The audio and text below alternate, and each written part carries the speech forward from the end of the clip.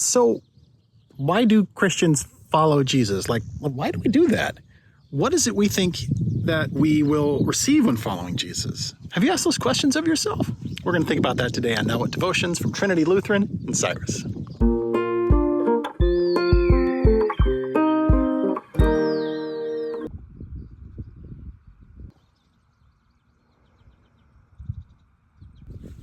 For many years when I was a youth director, talking to younger folks, and now I guess again as a pastor, talking with folks of all ages,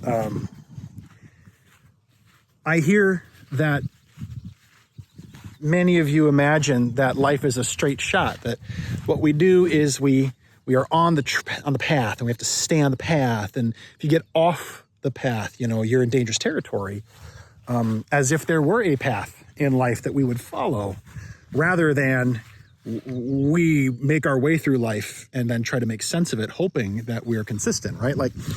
It'd be nice if there was a road to stay on and lane markers and all those things, and we can make those rules for ourselves or for our beliefs and other things, but boy, it doesn't seem like the universe provides those things. The world itself seems to be on its own track, to do its own thing, and we are in that. Our text today, this week, as in the book of John, chapter 6, we are thinking about, there's a group of people who get on the trail ahead of Jesus. They actually go out ahead and beat him to where he's going because they are so intent on learning from him and seeing what he's going to do. And I think part of the reason they're so intent on that, we're going to think about that, they're thinking he's going to give them some answers about what's next, what they should do, how they should be, all these things. And it leads me back to the question, and maybe it leads you to the question of, well, what is it Jesus provides for us? So when we ask the question, what is it that Jesus provides? I think there's actually a couple questions there. One of those is this world all that there is? And for almost all of human history, okay, I'm going to say that a different way. For all of human history, it seems like humans have a suspicion that there's more.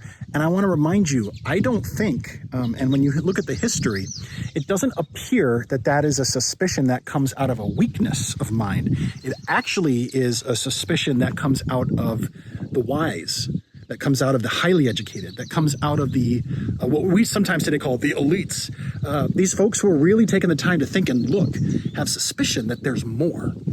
And when that question comes up of, does what I do matter? Is there more? How should I make my way through the world? Because my heart gives me ideas. I have conscience that says I should do certain things. Then the question comes, after all of that, does this Jesus have something to offer me that links into all of that? And what might it be?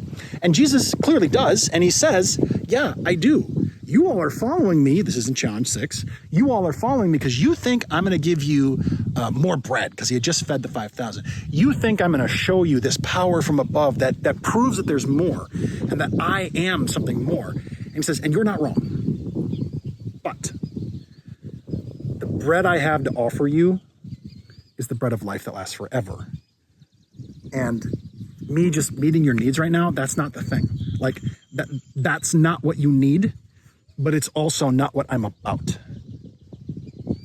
That's interesting. We should be paying attention there as Christians, because sometimes we default to, Jesus, you are my Santa Claus. Provide my immediate needs. I'm afraid the world's hard. Fix this. And the Spirit does some of that. That's accurate. But Jesus is about something more, something bigger. He wants to save everybody and all of creation. And the way he's going to do that is by showing what love is, providing us with the power to do that, and then sending us out to love. Jesus' work is perfected in us doing what he did. That's the bread of life that we're talking about. The hard part about that is that Jesus doesn't give us a rule book. Doesn't give us, his marching orders are go see what happens to his disciples. Go and remember what I taught you and teach others what I taught you. His marching orders are love. People will know us by love. And none of that is A, B, C, D, E. None of it's in order. None of it's linear like that. You can learn to develop those instincts You can learn to follow the Spirit and start to get inklings about what will be next. But I can tell you, it will be about giving others freedom, forgiving, grace.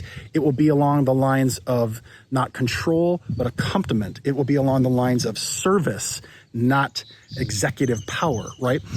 And that's hard, because what we want is a powerful fighting Savior who will just fix it. Because we're tired and we're busy and we are over on expenses and we are under on pay and insurance and all the things. And what Jesus says is, go out and love one another. I'll save the world. You love each other. What is it that Jesus provides us? I encourage you to think about that this week. What is it? I think it's life. And not just life now, but life forever. And has that for others. Sometimes we lose track of that. We get caught up in the trees rather than the forest, in individual blades of grass, individual trails rather than the wide open prairie. That's your thought for this week. I'm Pastor Chris from Trinity and Cyrus. I'll see you on Sunday, where we'll talk more about this idea of what it is Jesus has for us. So long for now.